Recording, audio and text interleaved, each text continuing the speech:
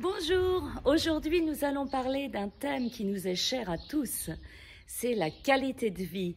Je suis Sylvie Reeves et je vous présente depuis maintenant 18 semaines mon livre « Quand s'élève une âme libre » paru aux éditions Maya. Écoutez, on entend les oiseaux. Ça fait partie de la qualité de vie et en fait je suis touchée par la magie du rythme régulier d'une multitude de choses qui peuplent mon quotidien. Oui, on a commencé à lire l'extrait de mon livre qui est sous forme d'un abécédaire sensoriel de 26 chapitres, une ode à la beauté de la vie, mais c'est pas un long fleuve tranquille la vie, n'est-ce pas? Donc c'est d'aller piocher dans les zones obscures et de les éclairer, alors au niveau extérieur et intérieur. Donc il y a beaucoup d'introspection dans ce livre. C'est pas du tout une autobiographie bisounours, tout le monde il est beau, tout le monde il est gentil. Il y a aussi des outils qui vous expliquent comment arriver à complètement apprécier la qualité de vie, même à travers les épreuves et en surmontant les obstacles, malgré les doutes, les peurs, les angoisses. Ok? Donc on continue à lire. Le mot quotidien ne veut pas nécessairement dire ennui, routine, train-train, lassitude, quand on a pris conscience que le temps était compté pour le savourer. Pour moi, il est synonyme d'une qualité de vie incomparable, celle que je goûte depuis plus de 30 ans en Val-de-Loire.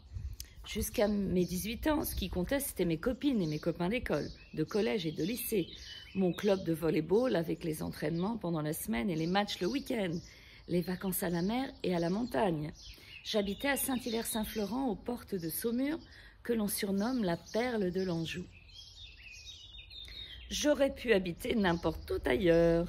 Je n'avais aucune idée que le Val-de-Loire était un lieu prisé et privilégié.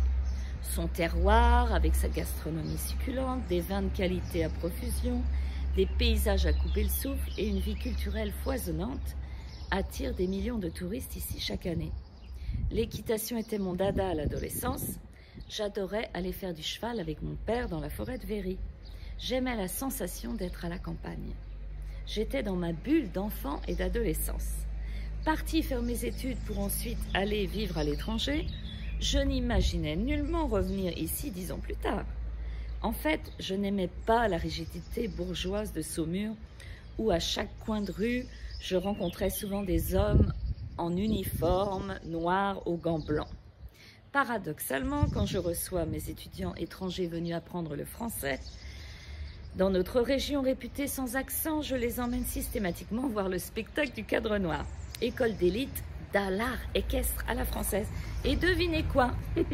Tous les écuyers habillés de noir et d'or portent leurs fameux gants blancs. Je m'en réjouis au plus haut point. Revenu d'Angleterre avec Marc, j'ai redécouvert les paysages de mes jeunes années avec des yeux neufs. J'ai voulu montrer à mon Anglais préféré les trésors de notre région.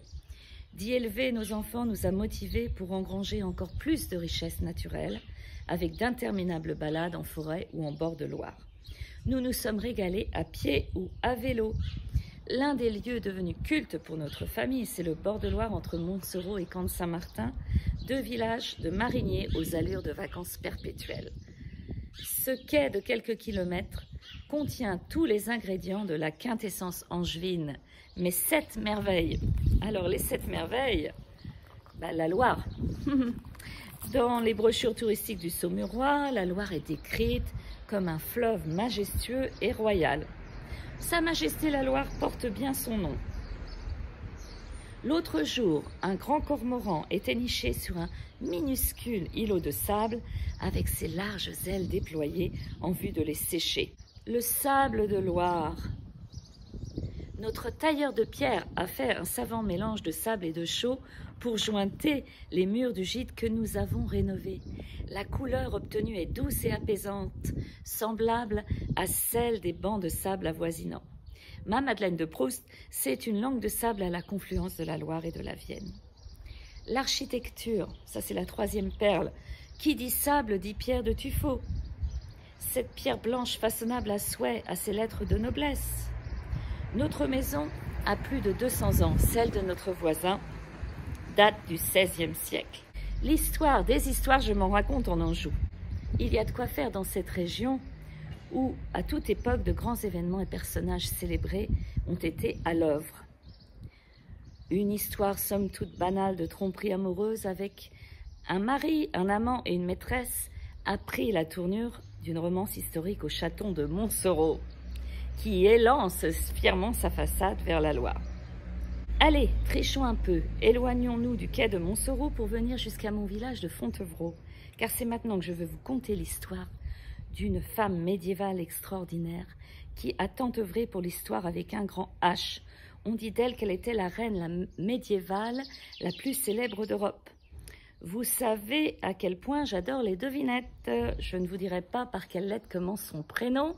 Et j'aimerais bien que vous me le disiez dans les commentaires sous cette vidéo. Évidemment, vous pourrez continuer à lire le chapitre sur la qualité de vie, découvrir les 7 autres perles de mon album de qualité de vie en achetant Quand s'élève une âme libre ou en découvrant la vie du livre sur le site web que je vais vous indiquer aussi sous cette vidéo. Je vous donne rendez-vous à la semaine prochaine. La semaine prochaine, c'est une semaine géniale pour moi parce que je vais aller au Salon du Livre et du Vin les samedis 1er et dimanche 2 avril au Théâtre de Dôme de Saumur. C'est la 27e édition, il y a près d'une centaine d'auteurs. Vous achetez un verre avec l'entrée qui est à 10 €, je crois que c'est 15 € pour 2 jours. Vous pouvez déguster des bons vins, faire de superbes rencontres, parler littérature et en plus vous réjouir du thème de cette année, de la musique. Et Vladimir Costa, qui est un grand chef d'orchestre, compositeur, en est un invité prestige. Voilà, et moi je suis une auteure inconnue, mais j'ai la passion de ce que j'écris et je suis en train d'écrire mon premier roman. On pourra en parler aussi. Alors, à très bientôt les amis.